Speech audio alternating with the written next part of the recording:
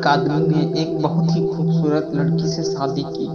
शादी के बाद दोनों की जिंदगी बहुत प्यार से गुजर रही थी। वह उसे बहुत चाहता था और उसकी खूबसूरती की हमेशा तारीफ किया करता था।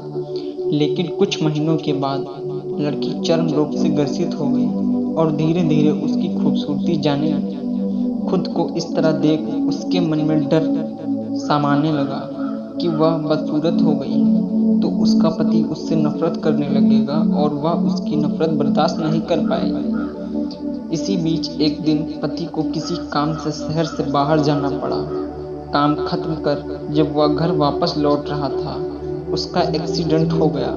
एक्सीडेंट में उसने अपनी दोनों आंखें खो दी, लेकिन इसके बावजूद भी उन दोनों की जिंदगी सामान्य तरीके से आगे बढ़ती रही। समय गुजरता रहा और अपने चर्म रोग के कारण लड़की ने अपनी खूबसूरती पूरी तरह गंवा दी। वह बदसूरत हो गई, लेकिन अंधे पति को इसके बारे में कुछ भी पता नहीं था, इसलिए उसका उसके खुशहाल विवाहित जीवन पर कोई प्रभाव नहीं पड़ा।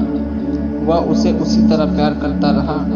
एक दिन उस लड़की की मौत हो गई। पति अब अकेला हो गया। वह बहुत दुखी था।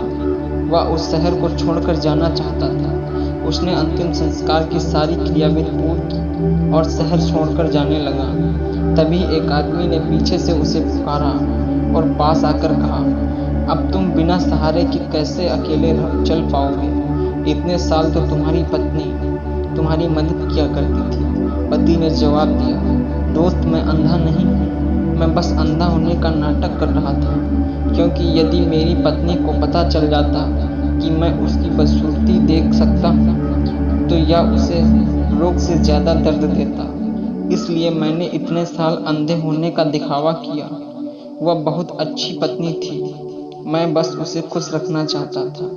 इस कहानी से हमें यह सीख मिलती है कि खुश रहने के लिए हमें भी एक दूसरे की कमियों के प्रति आंखें बंद कर लेनी चाहिए और उन कमियों को नज़रअंदाज कर देना चाहिए।